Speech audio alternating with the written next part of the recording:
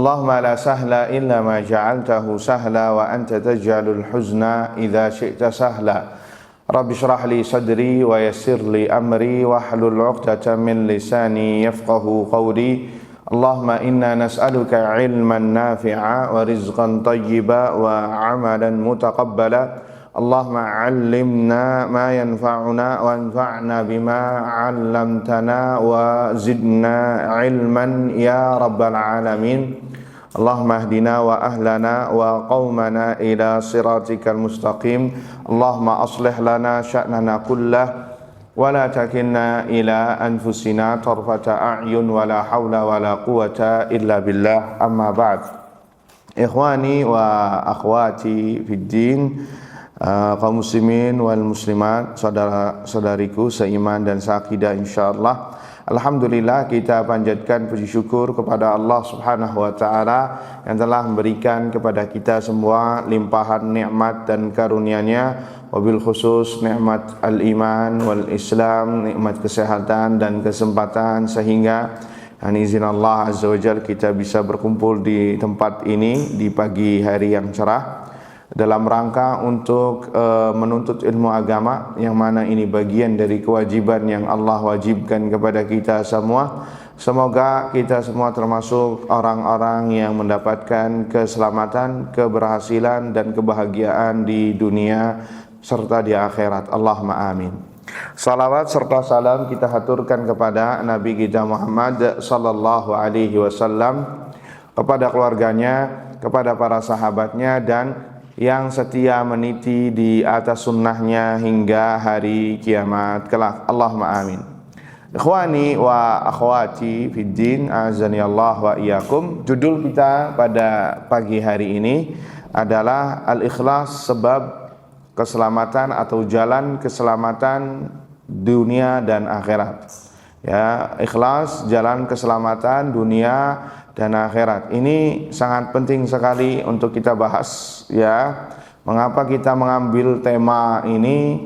Ya karena semua di antara kita dan seluruh manusia, hatta orang kafir pun menginginkan kebahagiaan, menginginkan keselamatan, ya, di dunia dan di akhirat. Nah, bagaimana kita bisa mendapatkan keselamatan, kebahagiaan? Yakni di antaranya adalah al-ikhlas, al-ikhlas karena Allah Subhanahu wa taala. Taib, sebelum melangkah lebih jauh makna sebelum lebih jauh kita masuk ke pembahasan ikhlas, alangkah baiknya kita harus mendefinisikan dulu apa ikhlas yang dimaksud. Apa itu ikhlas yang dimaksud? Karena ikhlas ini ya berasal dari bahasa Arab, maka harus dikembalikan juga sesuai dengan bahasa Arab dan tinjauan syariat. Karena terkadang berbeda tinjauan agama dengan tinjauan bahasa. Dan terkadang juga ada perbedaan fakta di lapangannya, kesalahan orang menggunakan istilah tersebut. Ini wajib untuk kita sadari. Sebagai contoh, misalkan silaturahim, ini banyak orang menyimpang dalam menggunakan kalimat silaturahim. Jangan kalimat menyimpang, ya, agak sedikit kasar ngomongnya. Salah dalam menggunakan kalimat silaturahim, ya. Padahal silaturahim itu berasal dari bahasa Arab, dari dua suku kata, silatun wa rahimun. Ya, silatun wa rahimun. Silatun artinya menyambung, rahimun artinya yang berkaitan dengan rahim, yakni berkaitan dengan darah. Berkaitan dengan darah maksudnya apa? Nasab, yang sesuai dengan nasab. Sehingga orang yang ingin mendapatkan fadilah silaturahim yang disebutkan Nabi SAW akan diluaskan rezekinya, diberkahi umurnya, yakni mereka yang menyambung hubungan yang ada hubungan darahnya,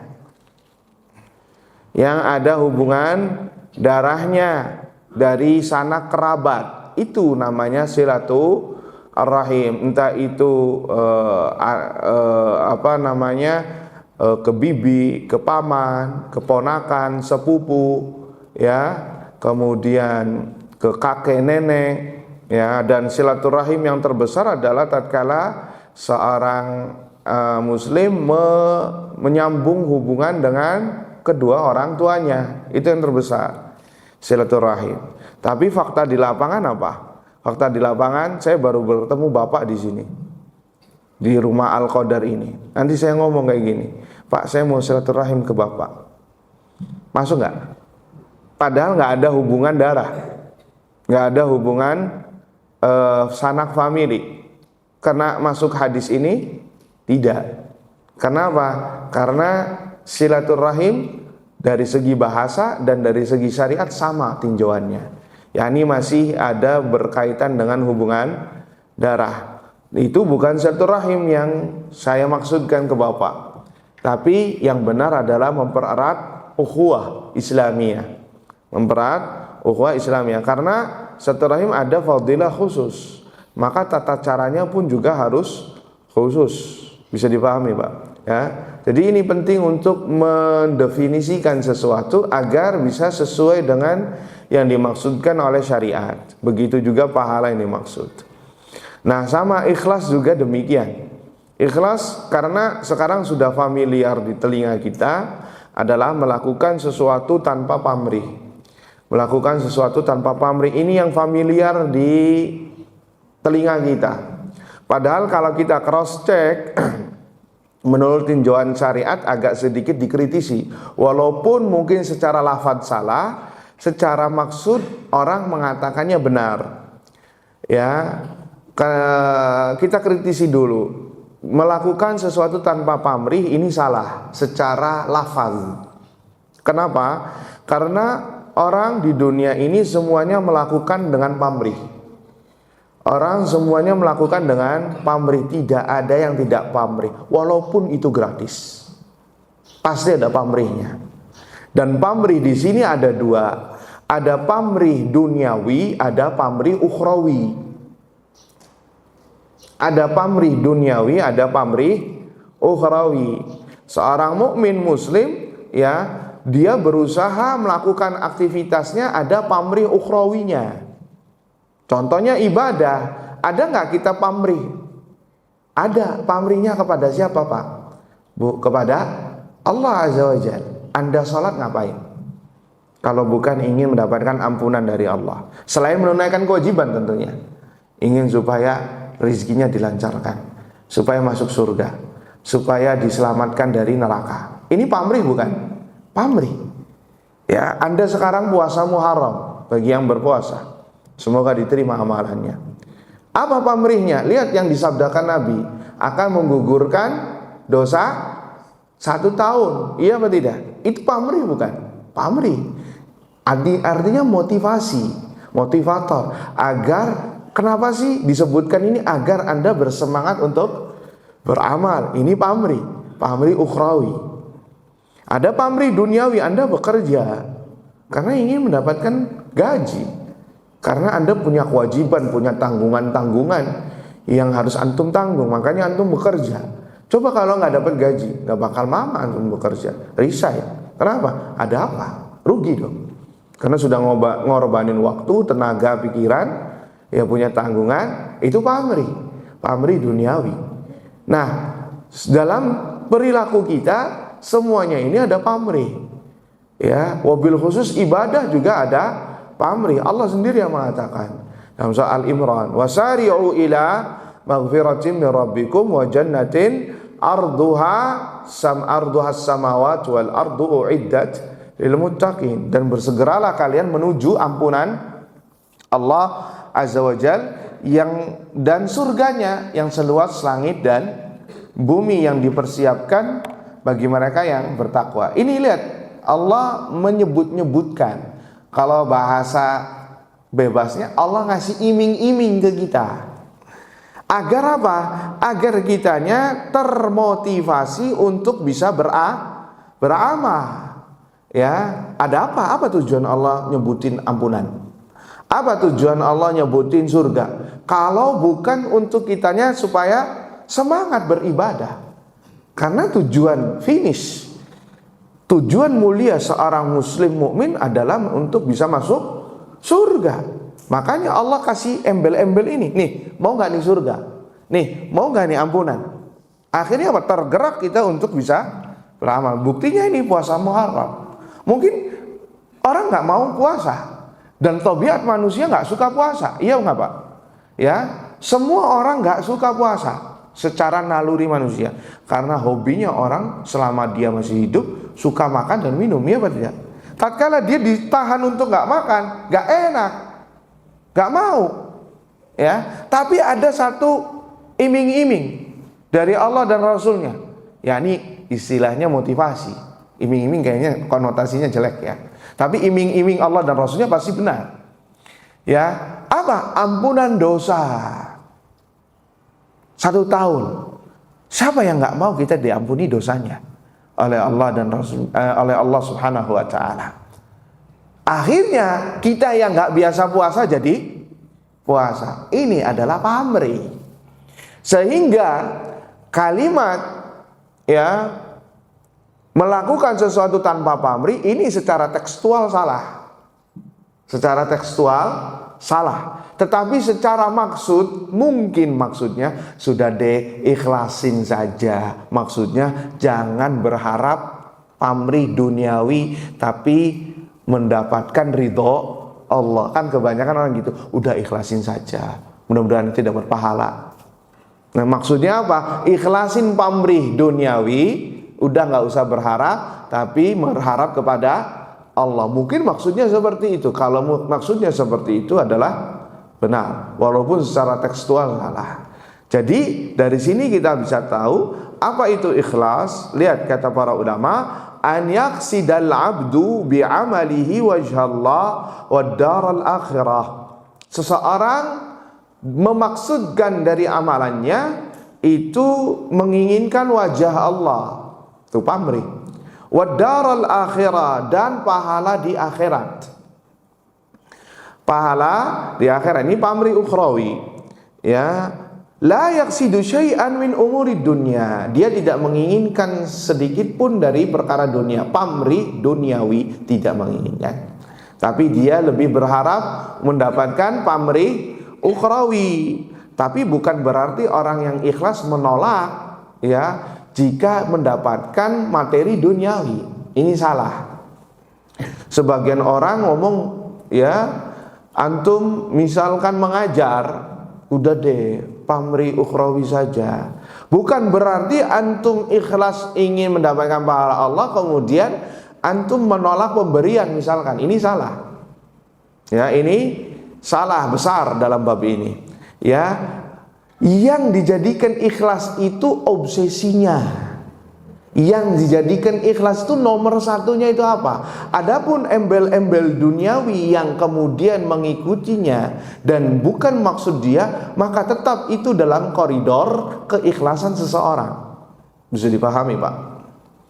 Bisa dipahami apa tidak? Karena gini, contohnya yang tertuduh dalam masalah ini para ustadz biasanya. Ya, ini kita terang-terangan saja ya. Tertuduh di sini ustadz, ustadznya nggak ikhlas, buktinya dia nerima amplop. Berarti maksudnya apa? Kalau ikhlas jangan nerima amplop, jangan nerima pemberian, harus lillahi ta'ala. Ini salah konsep ini. Orang yang ikhlas bukan berarti dia tidak menerima pemberian, harus menerima karena Allah Azza wa Jalla. Salah. Dan bukan orang yang nggak ikhlas ketika menerima pemberian, ini juga salah. Ikhlas itu urusannya dia dengan Allah Azza wa Jalla. Urusannya dia dengan Allah. Adapun hak-hak dia yang ia dapatkan karena waktu, ya karena pikiran, tenaga, maka boleh bagi dia untuk mendapatkannya. Dan itu tidak mengurangi norma-norma keikhlasan. Sekali lagi, ikhlas adalah masalah hati. Karena ikhlas adalah amalan hati. Bahkan amalan hati yang terbesar. Bisa dipahami Pak? Ikhlas amalan hati, karena hati memiliki amalan yang harus ditunaikan. Makanya judul kitab yang saya bawa itu Hayatul Qulub, kehidupan hati. Artinya yang dibahas ini adalah amalan-amalan hati. Ya, ini saya lihat daftar isinya. Ada ikhlas, ada takwa, ada tawakal, ada roja berharap, tawadhu, khusyuk, yakin, optimis, zuhud, khasyah, tumakninah, ya, kemudian rahmat, haya, rasa malu. Ini semua amalan-amalan hati. Sehingga kalau itu amalan hati, boleh nggak kita menjas orang dia ikhlas atau dia tidak ikhlas? Tidak boleh, nggak boleh. Antum menuduh orang riya boleh nggak? Nggak boleh. Ini perkara hati. Ini perkara apa? Perkara hati. Nggak boleh, hati-hati. Bahkan ada seorang ulama ya diharamkan untuk menangis karena dia pernah menuduh orang yang menangis riya. Ya, akhirnya beberapa tahun dia diharamkan menangis karena Allah Azza wa Jalla. Tuh lihat, hati-hati dalam masalah ini. Tapi kita kembali lagi ke pembahasan an yaqsidal abdu bi'amalihi wajh Allah wa daral akhirah. Seorang memaksudkan dari amalannya wajah Allah dan pahala akhirat, wa la yaqsidu syai'an min umuri dunya. Dan tidak menginginkan, yakni tidak menomorsatukan perkara dunia, yakni dia beda ya, mendapatkan tambahan sama menjadikan niat pertamanya dunia itu beda, Pak. Ya, menjadikan tambahan, yakni maksudnya adalah Anda berharap kepada Allah kemudian mendapatkan fasilitas dunia. Ini berbeda dengan orang dari awal ya sudah menginginkan perkara dunia. Ini berbeda. Ya, ini berbeda dan itu dikembalikan dengan niat dan hatinya. Wala yaqsidu mura'atal khalq, dan dia tidak menginginkan perhatian manusia. Caper. Ya, caper manusia, pengennya dipuji. Ini juga tidak ikhlas. Pengennya disanjung. Wala mujamalatuhum, dan bukan karena ingin basa-basi. Aduh, enggak enak, Ustaz. Saya dapat undangan, Ustaz, apa tahlilan, tapi saya nggak enak. Nah, orang ikhlas nggak kayak gitu. Kalau saya nggak hadir, saya dicap Wahabi, ya resiko. Biarkan orang nganggap ente Wahabi kalau ente menjalankan Al-Quran dan Sunnah Nabi SAW. Kalau memang harus demikian, itu resiko. Daripada Anda melakukan perbuatan bid'ah dalam rangka untuk basa-basi padahal tidak sesuai keyakinan Anda. Apa ini? Ini bukan agama, beragama kepada Allah Azza wa Jalla, tapi beragama karena manusia. Sudah lihat Abu Thalib masuk neraka gara-gara nggak enak, padahal sudah dikit lagi masuk surga. Hampir mengucapkan kalimat la ilaha illallah ketika ditalkin sama ponakannya Nabi Muhammad, tapi gara-gara di sebelahnya ada iblis berwajah manusia, Abu Jahal, ya akhirnya nggak jadi sampai matinya. Ya, gara-gara apa? Nggak enak. Ya, hati-hati, antum bermaksiat nggak enak gara-gara ada teman. Ya, artinya melakukan maksiat gara-gara ada teman. Kalau nggak enak. Saya menghormati. Nggak enak, Ustaz, kalau saya nggak mengucapkan Merry Christmas karena teman sekelas saya Nasrani. Ini agama apa perasaan nggak enak aja? Ini agama, bukan perasaan. Jadi harus dibangun dengan pondasi yang teguh, ya, pondasi yang teguh. Jadi ikhlas tidak menginginkan perhatian dari manusia, riya dan sum'ah, dan juga bukan karena permasalahan bahasa basi. Akan tetapi dia meniatkan semuanya karena Allah Subhanahu wa ta'ala, ya. Dan orang-orang yang ikhlas, mereka lah orang-orang yang beriman. Mereka lah orang-orang yang beriman. Banyak sekali dalil-dalil yang menyuruh kita untuk berbuat ikhlas. Bahkan ikhlas ini syarat diterimanya amalan seorang hamba. Ada dua syaratnya, ikhlas dan apa satu laginya? Mutaba'ah atau ittiba, mengikuti sunnah Nabi sallallahu alaihi wasallam, ya. Taib. Kita sebutkan dalilnya, kita cukupkan dua dari Al-Quran, satu Dari hadis Nabi sallallahu alaihi wasallam juga satu. Dari Al-Qur'an surah Al-Bayyinah ayat 5. Allah Azza wa Jalla berfirman, hampir semuanya hafal ini ayatnya ya. Wa ma umiru illa liya'budullaha mukhlishina lahud-din hunafa wa yuqimus shalah wa yu'tuz zakah wa dzalika dinul qayyimah. Apa artinya? Dan tidaklah mereka diperintahkan kecuali untuk beribadah kepada Allah Azza wa Jalla, dan tidaklah mereka diperintahkan kecuali untuk beribadah kepada Allah dengan semurni-murninya, dengan seikhlas-ikhlasnya. Tuh lihat, dan tidaklah kami perintahkan mereka kecuali untuk beribadah kepada Allah dengan seikhlas-ikhlasnya. Berarti kalau nggak ikhlas, ya percuma. Seakan-akan Allah mengatakan, ente kalau nggak ikhlas, sudah jangan buang tenaga, jangan buang pikiran, percuma, nggak diterima. Berarti ikhlas ini memang harus ada dalam amalan seorang hamba, agar amalannya apa? Diterima oleh Allah Subhanahu wa ta'ala, ya. Kalau enggak, tidak bermanfaat. Oleh karenanya Ibnul Qayyim rahimahullah ta'ala mengatakan, memisalkan orang yang tidak ikhlas dan tidak ittiba dalam amalannya, itu kal musafir yamla jawrabahu atau yamla sebentar, disebutkan di sini, yamla jarabahu ramlan yanquluhu wala yanfa'uhu. Dia seakan-akan mengisi kantongnya dengan pasir, dia membawanya tetapi tidak bermanfaat.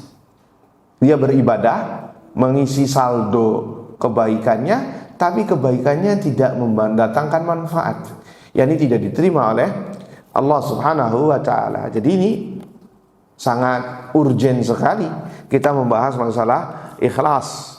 Taib. Adapun dari hadis Nabi sallallahu alaihi wasallam, hadis diriwayatkan Imam Nasa'i dan disahihkan oleh Syekh Al-Albani rahimahullah taala dalam silsilah sahihah.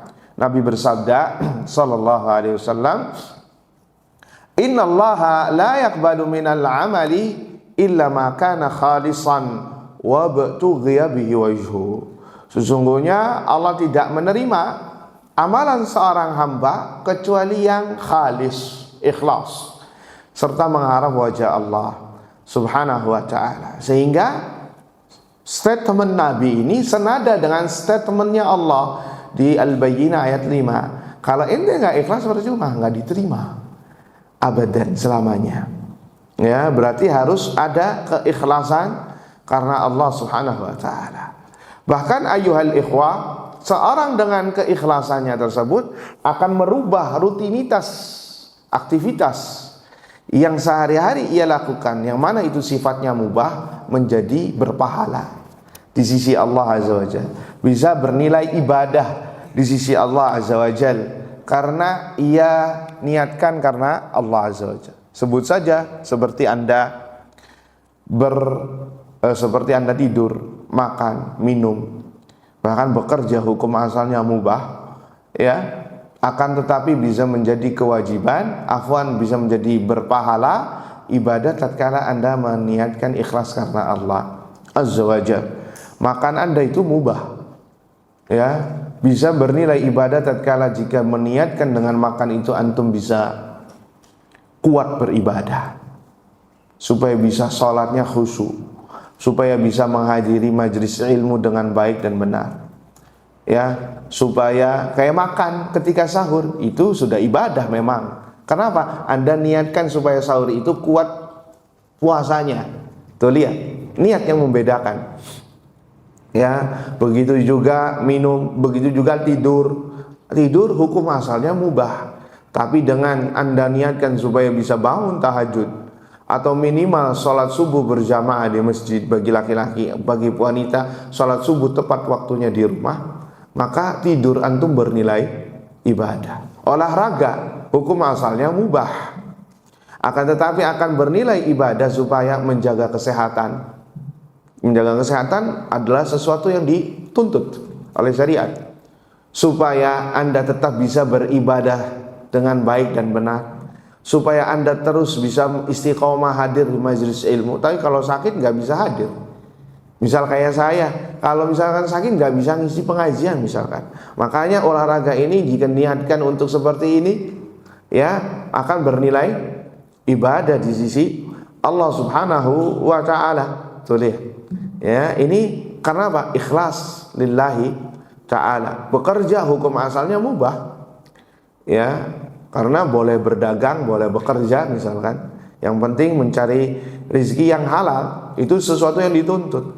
Namun jika antum niatkan dengan bekerja ini supaya saya tidak minta-minta, supaya saya bisa menghidupi anak dan istri, memberi nafkah kepada mereka, mempunyai tanggungan yang lainnya, bisa bersedekah, bisa melakukan hal-hal yang diwajibkan, maka sesuai dengan niatnya tadi.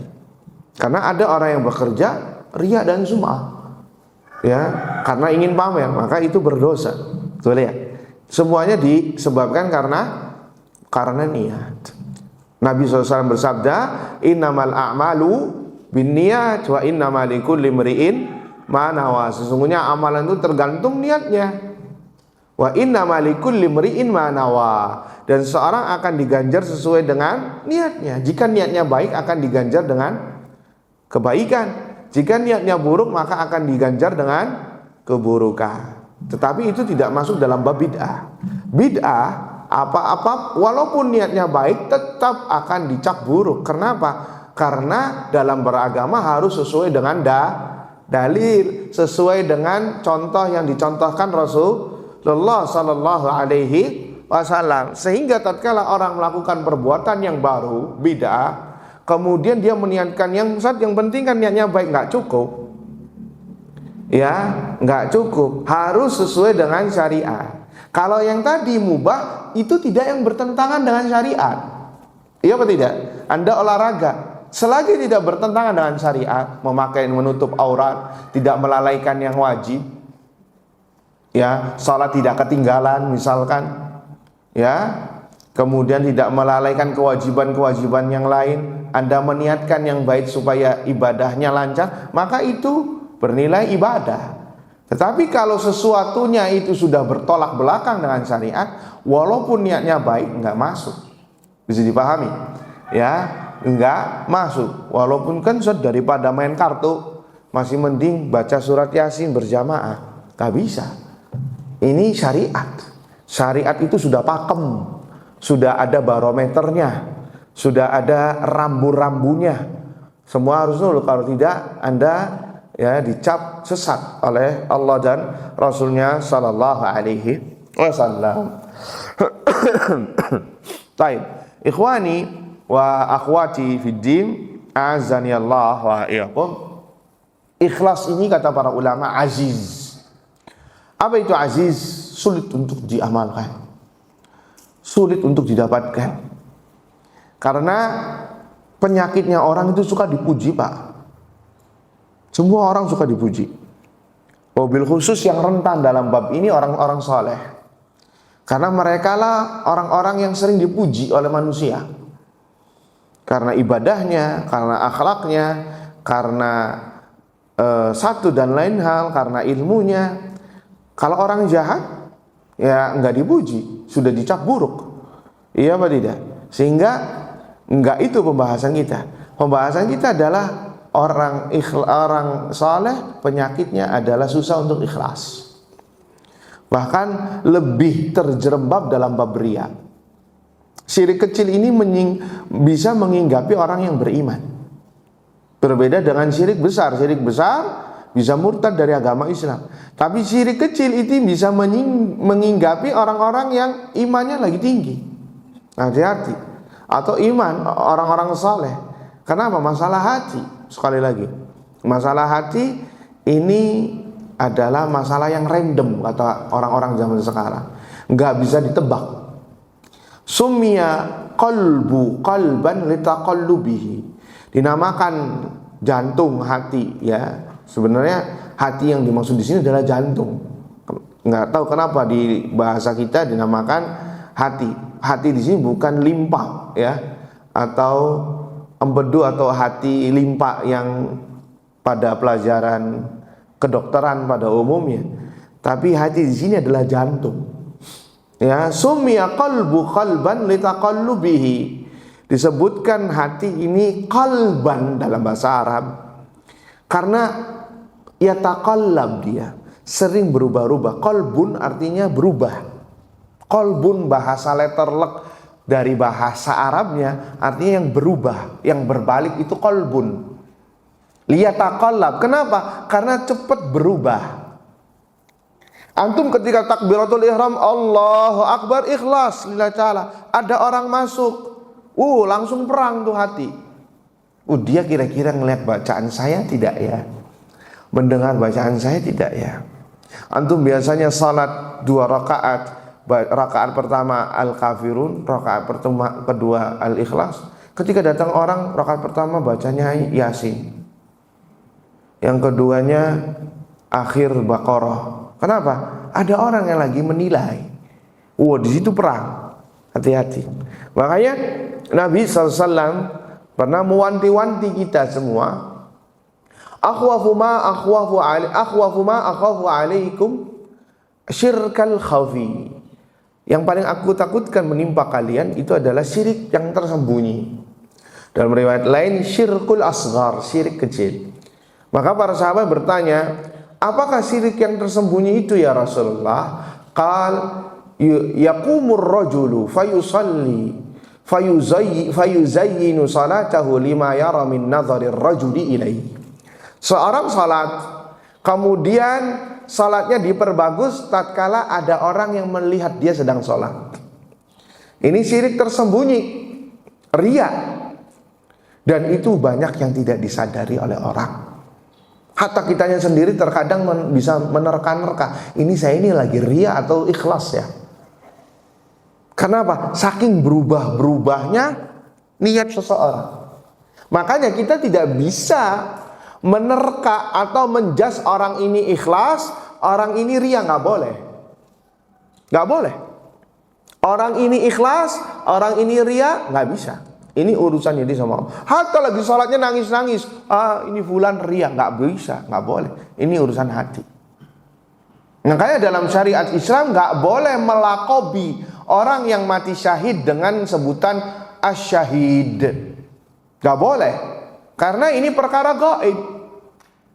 Walaupun matinya mati syahid, tetap nggak boleh dikasih julukan syahid. Dalilnya, antum pernah lihat 3 orang yang dibakar di api neraka? Pertama kali yang masuk jadi bahan bakar api neraka, diantaranya orang yang mati syahid. Ternyata di sana tidak diterima oleh Allah kesyahidannya. Kenapa? Karena supaya dibilang pahlawan, supaya dibilang berani. Akhirnya diseret ke api neraka. Banyak dalil masalah ini. Orang yang baca Al-Quran ternyata dibilang qori. Orang yang menuntut ilmu agama supaya dibilang ustadz. Ini rawan nih kita juga nih. Ya, penuntut ilmu supaya dibilang alim. Nah, ini diseret ke api neraka. Ya, waliyadzubillah. Jadi sangat mengkhawatirkan pembahasan masalah tentang ikhlas. Jadi ikhlas itu aziz, sangatlah rumit, kecuali bagi mereka yang dimudahkan oleh Allah Subhanahu wa ta'ala. Ya, lihat kasusnya. Kita ini tidak boleh memvonis. Naam, kita hanya bisa berdoa, semoga Allah menerima kesyahidannya. Kalau melabeli itu seakan-akan sudah memvonis dia syahid. Dari mana antum tahu dia syahid? Naam, secara jasad dia syahid, tetapi secara hati belum tentu. Belum tentu syahid. Ada seorang wanita di zaman Rasul SAW, ya, meninggal. Orangnya ini dulu hidupnya sawaman qawama, puasa sunnah nggak pernah ketinggalan, sholat malam juga sama. Sehingga para sahabat takjub dan merasa kaget serta luar biasa ya, dikasih mudah-mudahan dia masuk surga gitu. Sehingga banyak dari mereka, betapa bagusnya wanita ini meninggalnya. Tapi Nabi dapat kabar dari langit bahwa wanita ini masuk neraka. Tuh, masuk neraka disebabkan apa?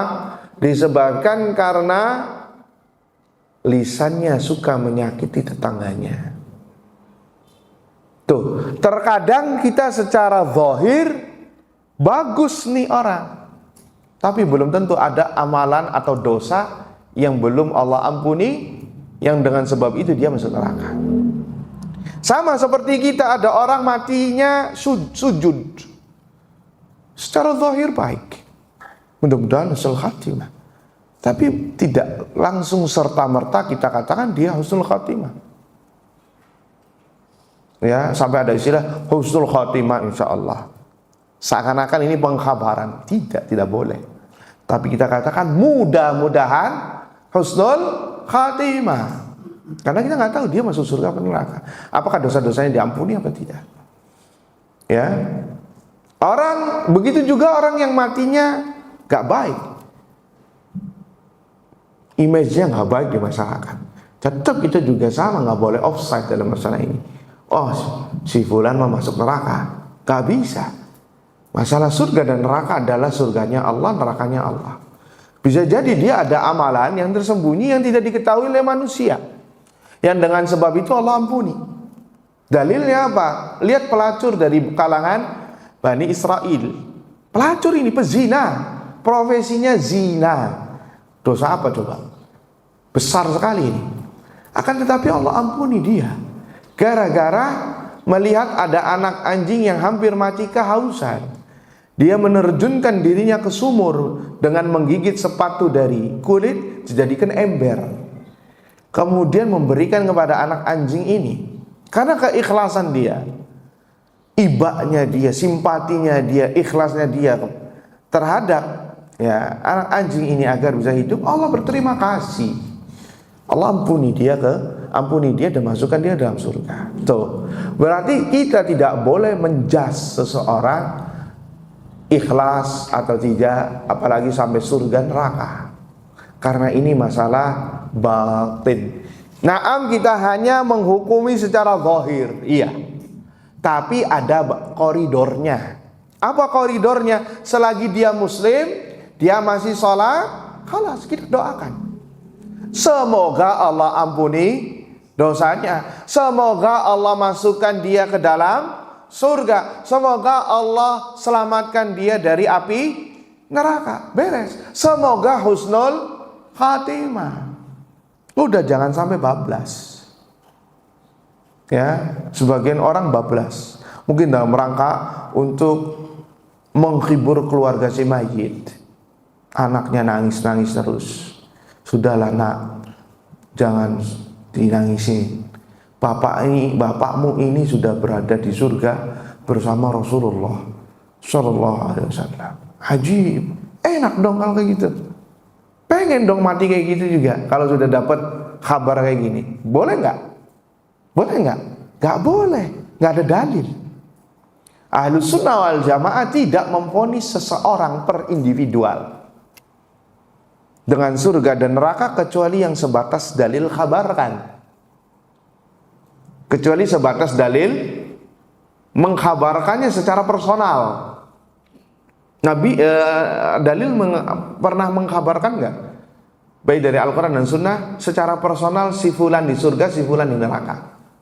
Ada apa tidak? Nggak ada, Pak? Ada. Buktinya dalam Al-Quran. Mau neraka dulu apa mau surga dulu? Surga dulu atau neraka dulu? Neraka dulu, yang berat dulu ya. Fir'aun, bukankah sudah divonis oleh Allah masuk neraka? Iya atau tidak? Qarun, Haman, kemudian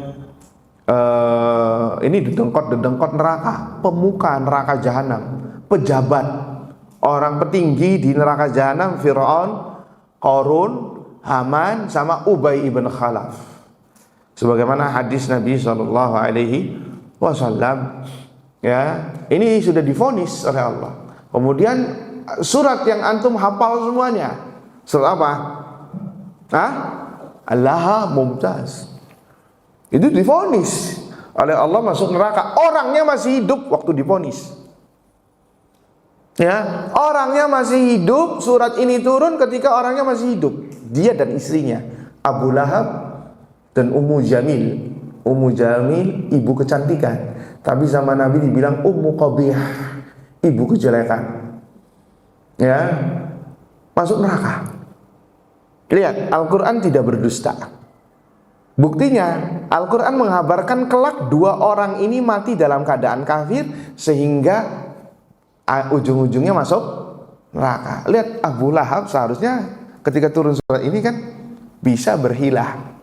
Ya, asyhadu an la ilaha illallah, asyhadu anna Muhammadan Rasulullah, dengannya di cancel tuh surat Al-Lahab. Iya atau tidak? Tapi Al-Quran mu'jizat. Mu'jiz. Apa mu'jiz? Yang melemahkan. Ketika surat ini turun, Abu Lahab dan istrinya nggak bisa berkutik apa-apa. Bahkan justru semakin besar kebencian serta gangguannya kepada Rasulullah SAW sampai matinya dalam keadaan kafir sesuai yang disabdakan, yang difirmankan Allah tentangnya. Tuh, kalau Al-Quran benar terhadap pemberitaan Abu Lahab, bagaimana lagi kita tidak membenarkan Al-Quran masalah surga dan neraka? Ya apa tidak? Ya, Al-Quran benar. Lihat, Allah mengkhabarkan Abu Lahab bakal kayak gitu. Ternyata seperti itu.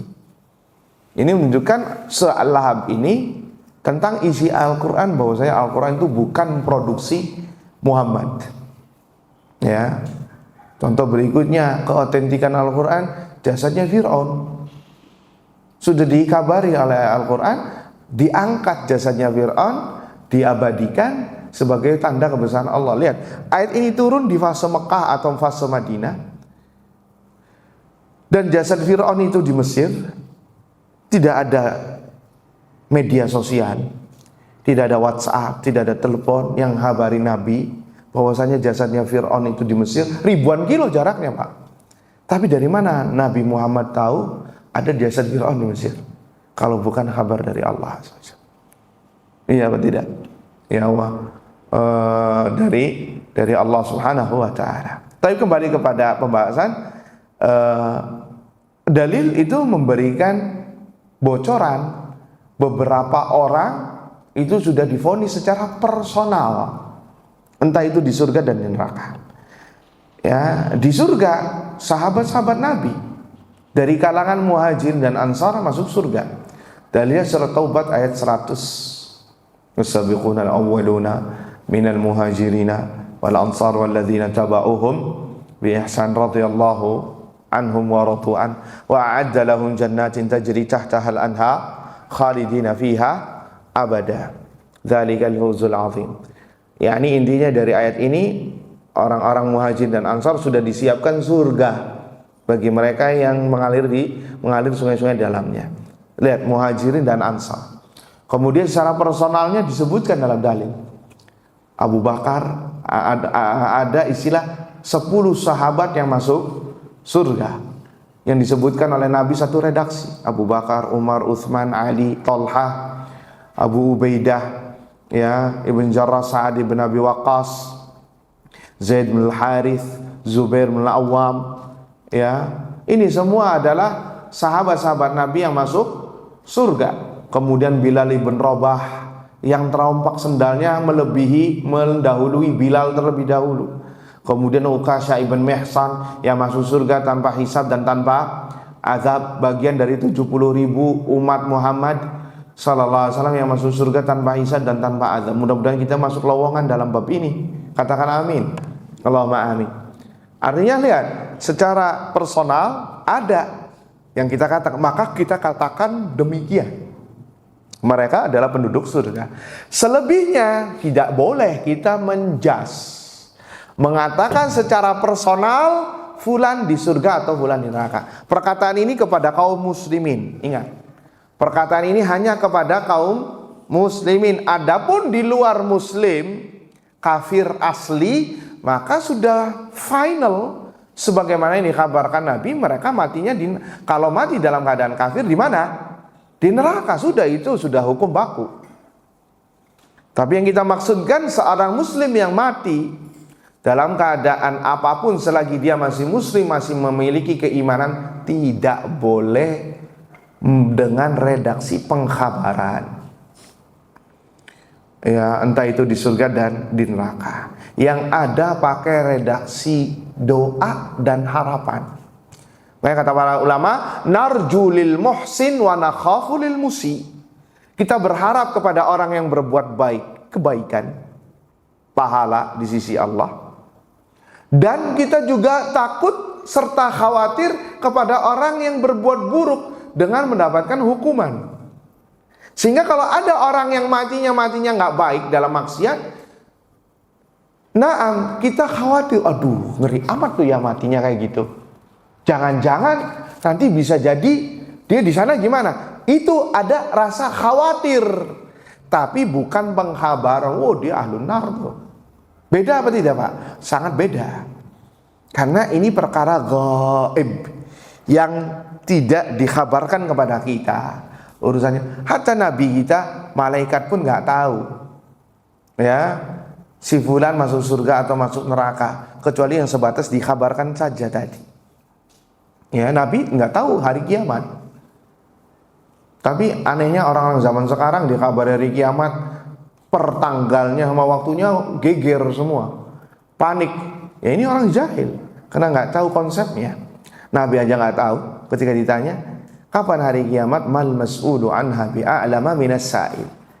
Orang yang ditanya sama yang bertanya sama-sama nggak tahu kapan hari kiamat. Nah ini ada sampai 2012 dulu, sampai difilmkan. Ya, orang bikin geger. Dulu waktu kalau antum masih yang sekarang umurnya 30-an ya, sempat ramai itu tahun 99, Jakarta sampai sepi. Ya, tanggal 9 bulan 9 tahun 1999 jam 9, itu Jakarta sepi. Saya masih kecil. Ya, sampai sekolah diliburin. Kenapa? Menunggu hari kiamat. Nah, hadza jahil. Ini kejahilan terhadap agama sehingga gampang dibodohi oleh orang-orang. Waliyadzubillah. Tapi kembali lagi ke pembahasan. Jadi ikhlas itu niat itulah yang mempengaruhi amalan seorang. Tadi telah kita sampaikan bahwa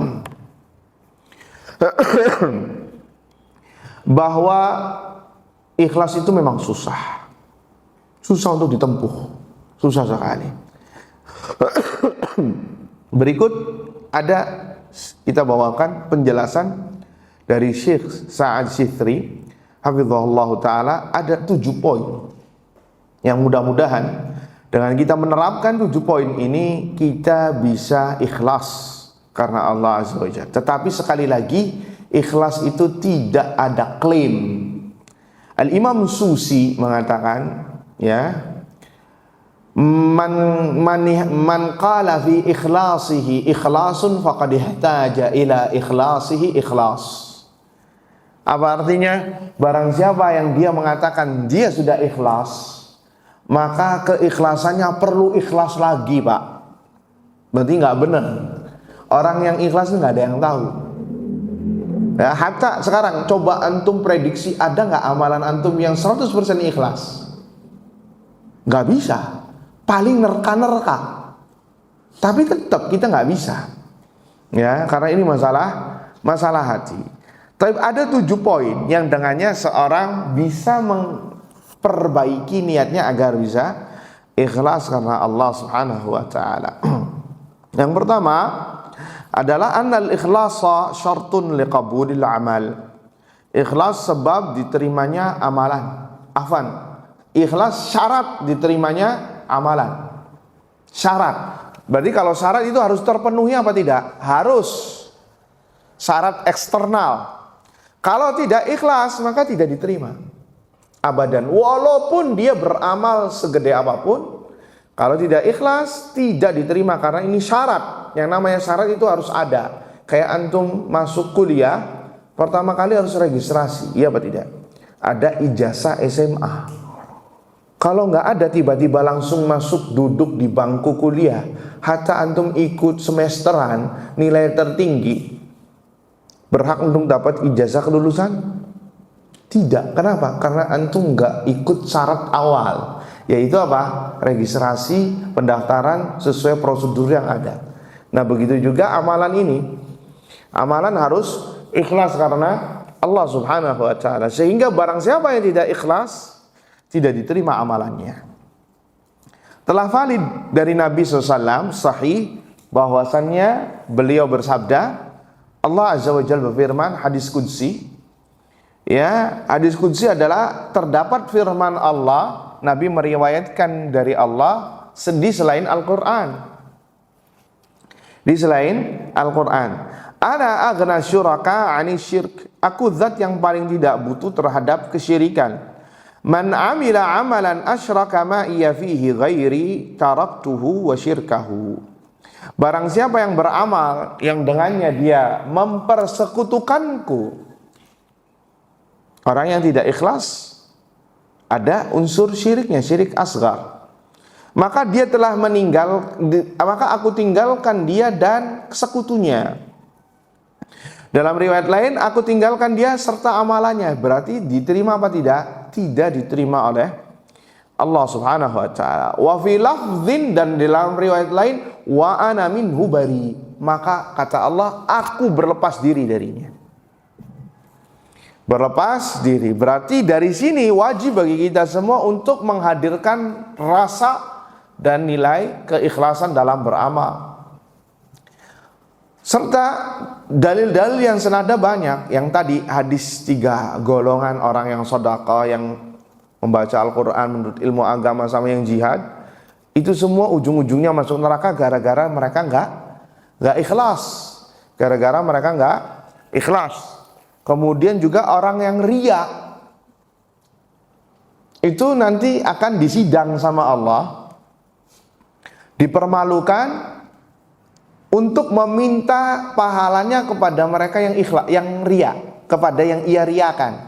Jadi tatkala Allah membagi-bagikan pahala pada hari kiamat, pahala ibadah, maka datang miskin ini, si miskin ini, ya Rabbi, mana pahala ngaji saya, mana pahala umroh saya, haji, puasa, sholat.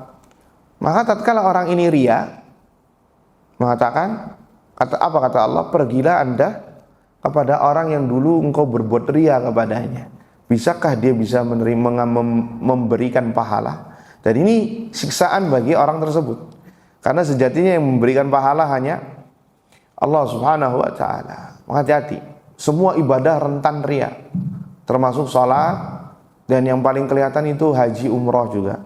Ada orang yang haji umroh supaya dapat gelar ibu hajah, bapak haji. Ya, kalau nggak dibilang ibu hajah, marah dia. Sampai ada istilah, Anda ini nggak sopan, nggak beretika. Saya ini Pak hajinya tahun 70-an, belum ada pesawat terbang, masih pakai kapal air. Lah ada apa nih? Kok dia minta validasi dari manusia? Kan ini kan ibadah. Anda mendapatkan titel haji oleh manusia, itu it is okay kalau kata orang sekarang. Itu nggak apa-apa. Tapi kalau sampai Anda marah, ya, nggak dibilang Pak Haji, Bu Haja, sampai dibilang kurang ajar, ya berarti keikhlasannya perlu dipertanyakan. Iya atau tidak? Karena ini ibadah. Ngapain? Sama misalkan saya sekarang dibilang ustadz. Kalau ada orang manggil nama saya saja, adab, ngapain saya marah? Ngapain saya marah? Ya, itu contoh kasusnya. Artinya semua orang bisa rentan dalam privasi atau kehidupannya masing-masing kena dalam bahasa masalah ikhlas ini. Bukan berarti saya mengharamkan masalah haji dan bu hajah, bukan. Tapi masalah kalau nggak dibilang ibu hajah sama Pak Haji, Anda marah, ini dipertanyakan keikhlasannya. Bisa dipahami atau tidak? Ya, jadi penting sekali, ikhlas adalah syarat diterimanya amalan. Tapi yang kedua, kita sebut ringkas saja secara cepat, Ini jam 9, mati ya jamnya. Nah, yang kedua, bahwasanya yang memberi pahala dan yang menghukum dosa adalah Allah Azza wa Jalla. Yang memberi pahala terhadap amalan kita adalah Allah Azza wa Jalla. Yang memberi hukuman atas dosa-dosa juga Allah. Kalau kita pahami masalah ini, maka kita akan memberikan pertanyaan kepada diri sendiri. Kalau gitu ngapain caper sama manusia yang tidak bisa memberikan pahala dan menghukum dosa? Iya apa tidak? Yang memberi pahala atas sholat kita, puasa kita, zakat, haji, mengaji, ini Allah saja. Kalau yang memberi pahala adalah Allah, seharusnya capernya sama siapa? Sama Allah, bukan sama manusia. Manusia tidak bisa memberi pahala, hanya manis di bibir saja. Ya, tadi malam hujannya gede ya, petirnya besar. Lah kok tahu? Ada modus di situ. Iya, saya lagi tahajud supaya dapat pujian. Ya, ternyata pujiannya cuma sekedar oh masya Allah, titik. Nah, sholat tahajud yang tadi malam, yang tadinya mungkin dia ikhlas, gugur itu gara-gara dia pengen dipuji. Apalagi kalau dia ngomong saya sudah 13 tahun Pak. Waduh, bahaya tuh yang 13 tahun tadi. Ngerti apa tidak? Jadi ikhlas juga dibutuhkan setelah beramal. Hati-hati. Ya, kemudian yang ketiga, ini ada 7 yang kita rampungkan. Yang ketiga adalah besarnya pahala sesuai dengan kadar kebesar ikhlas dan niatnya. Besarnya pahala yang didapatkan itu tergantung besarnya keikhlasan yang ada pada diri seorang hamba. Begitu juga niat. Karena Nabi bersabda, innamal a'malu binniyat wa innamal likulli imri'in ma nawa. Sesungguhnya amalan itu sesuai dengan niatnya dan seseorang itu akan diganjar sesuai niatnya. Semakin besar keikhlasan seseorang, semakin besar pula pahala yang didapat. Makanya antum ngaji di sini, itu pahalanya bervariasi, sesuai kadar keikhlasan masing-masing. Seorang sholat berjamaah bersama-sama, ya berjamaah, itu pahalanya sama apa berbeda? Berbeda, sesuai kadar keikhlasan, kekhusyuan, niat. Ada yang 90%, ada yang 100, ada yang 50, ada yang 70, ada yang 20, ada yang 5%, ada yang 0%. Atau ada yang mendapatkan dosa. Haji juga sama, ada yang dosanya diampuni oleh Allah seakan-akan dia baru dilahirkan kembali oleh ibunya, haji mabrur. Ada yang setengah, ada yang hanya diringankan saja dosanya, ada yang setengah dari dosanya diampuni. Ada yang pulang ke tanah air bukan mendapatkan pahala tapi nambah dosa. Kenapa? Tadi dia obsesinya titel haji saja, karena dia mau nyalek misalkan pemilu, karena supaya dapat embel-embel kursinya banyak, dia dengan secara mendadak haji, misalnya furoda.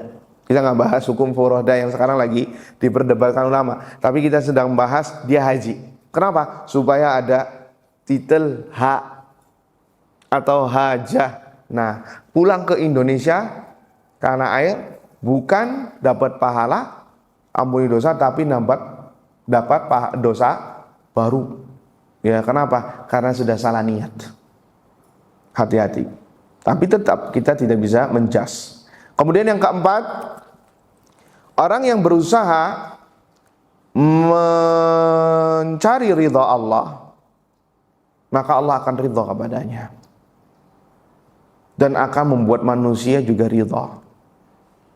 Karena terkadang orang mencari ridha Allah sampai membuat orang lain murka misalkan, maka Allah akan ridha kepadanya dan akan menjadikan orang lain juga ridha. Sebaliknya, barang siapa yang mencari ridha manusia dengan mengorbankan murka Allah Azza wa Jalla, maka Allah akan murka kepadanya dan menjadikan manusia lain adalah manusia yang lain murka setelah ridhonya.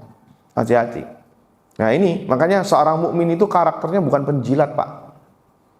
Seorang mukmin yang ikhlas jauh bertolak belakang dengan mereka yang hobinya penjilat. Karena ini bertolak belakang dengan konsep keikhlasan. Ya, dia takut sama bosnya karena rezekinya dari bosnya misalkan. Takut kalau dia sehingga apa? Hobinya menjilat supaya dapat jabatan, supaya dapat ini, supaya dapat ini. Ente kerja apa pengen cari pansos? Ya, pengen banyak dramanya. Kalau drama ikut main sinetron saja. Tapi kerja, wah, pengen apa? Supaya berada di atas. Akhirnya jadi menjilat sana, menjilat sini. Maka ini bertolak belakang dengan konsep keikhlasan, bertolak belakang dengan jati diri seorang mukmin yang hanya berharap kepada Allah Subhanahu wa taala. Kemudian yang kelima adalah anal ikhlas yamsah wasawis al-qulub wa ya'jizu syaitan an yasila ma'ahu ilal qalb. Ikhlas akan menghapus was-was yang ada dalam hati. Orang yang hobinya was-was diperbaiki, diobati dengan ikhlas.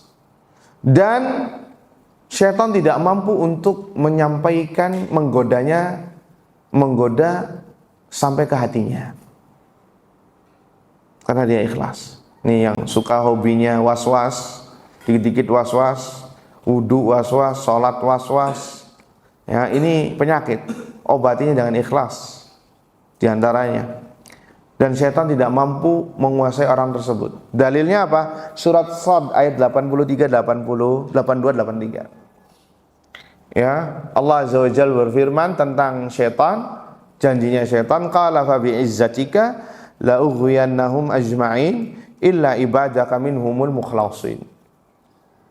Ya Rabb, dengan kebesaranmu saya akan menyesatkan seluruh manusia kecuali satu ya Rabb yang saya nggak bisa. Siapa? Hamba-hambamu yang ikhlas. Hamba-hambamu yang ikhlas ini saya nggak mampu.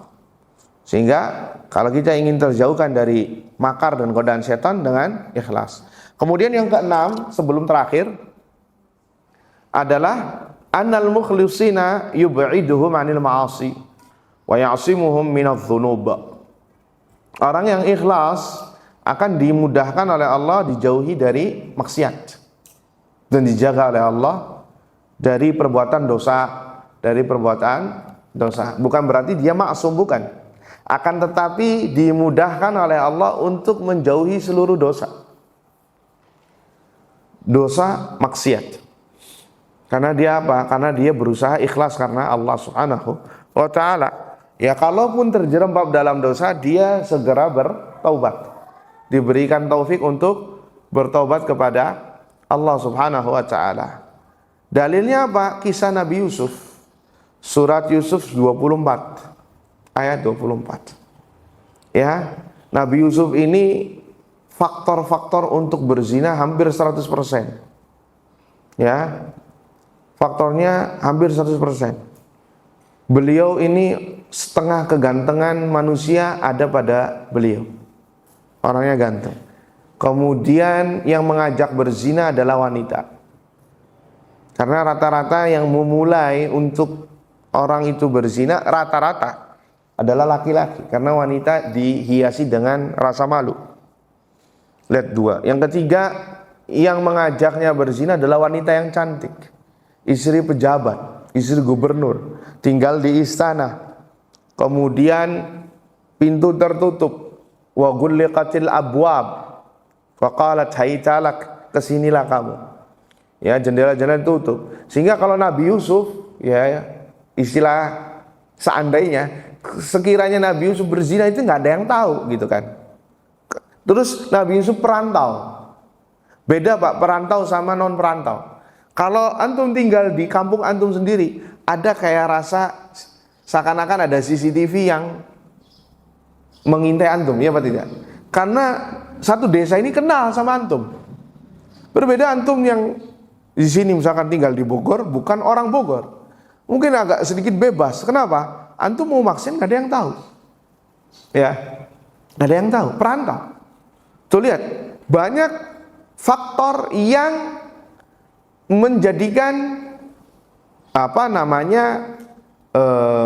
Nabi Yusuf ini untuk berzina, faktornya besar. Kemudian si wanita ini sangat benar-benar cinta sama Nabi Yusuf.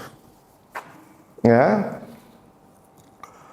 Akan tetapi apa? Lihat firman Allah Azza wa Jalla, surat Yusuf 24. Kadzalika linasrifa anhu su'a wal fahsya.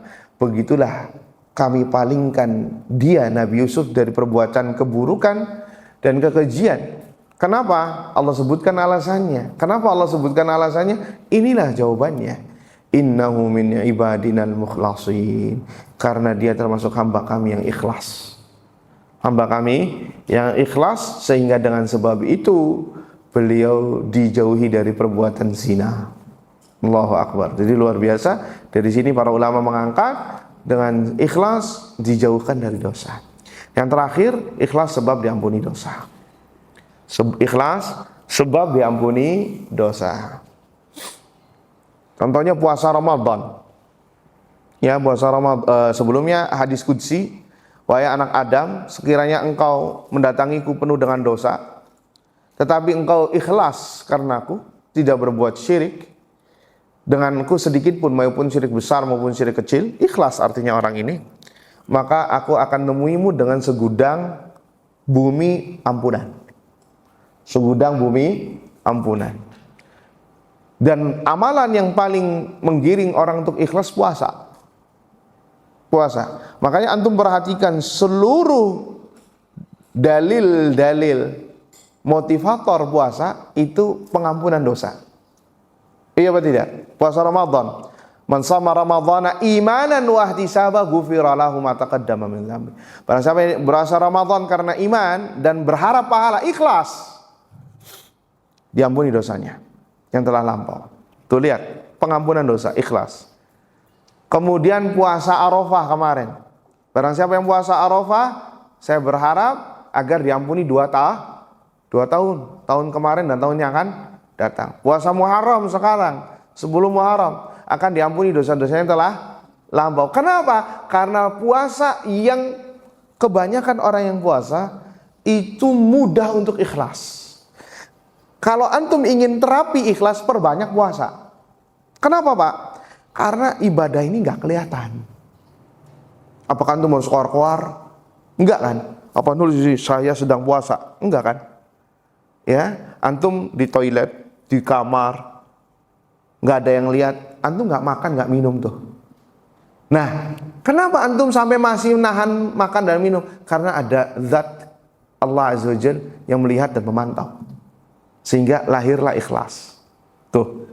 Ya, sehingga kata para ulama, kalau ingin mempermudah ikhlas, sering-seringlah puasa. Karena dia menterapi diri, jiwa ini untuk bisa ikhlas. Terakhir lagi, perbanyak doa.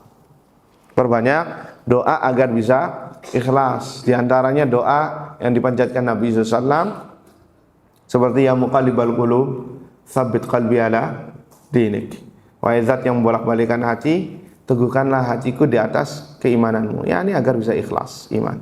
Kemudian doa Nabi SAW, Allahumma inni a'udzubika min an usyrika bika wa ana a'lam, wa a'udzubika an usyrika bika wa ana la a'lam. Ya Allah, aku berlindung kepadamu dari berbuat syirik sedangkan aku mengetahuinya. Dan aku juga berlindung kepadamu dari berbuat syirik sedangkan aku tidak mengetahuinya. Syirik maupun syirik besar maupun syirik kecil. Kemudian doanya Umar bin Khattab radhiyallahu taala anhu. Lihat seorang Umar yang sudah dijamin surga berdoa kayak gini. Berarti menunjukkan ikhlas ini memang butuh effort dari kita. Ya, perjuangan. Allahumma ja'al amali kullahu salihah waj'alhu liwajhika khalisa wa la taj'al li ahadin fihi syai'a. Apa kata Umar? Ya Allah, jadikanlah amalanku ini saleh. yakni saleh sesuai sunnah Nabi, ajaran Nabi, ittiba. Waj'alhu liwajhika khalisa, dan jadikanlah amalanku ini untuk mengharap wajahmu, khalis, ikhlas. Wala taj'al li ahadin fihi syai'a, dan jangan jadikan amalanku ini saya berikan, saya tujukan kepada orang lain, riya, sum'ah, atau bangkrut nanti di hari kiamat dikasihkan kepada orang lain. Tuh, ini penting sekali untuk kita baca. Kalaupun tidak bisa pakai redaksi bahasa Arabnya kayak doanya Umar, maka pakai bahasa Indonesia, tidak masalah. Kalau redaksinya Nabi, usahakan pakai bahasa Arab, karena lafaznya Nabi itu ya lafaz yang diberkahi. Ya, lafaz yang diberkahi. Allahumma inni a'udzubika min an usyrika bika wa ana a'lam wa astaghfiruka lima la a'lam. Ya, wallahu taala a'lam bissawab.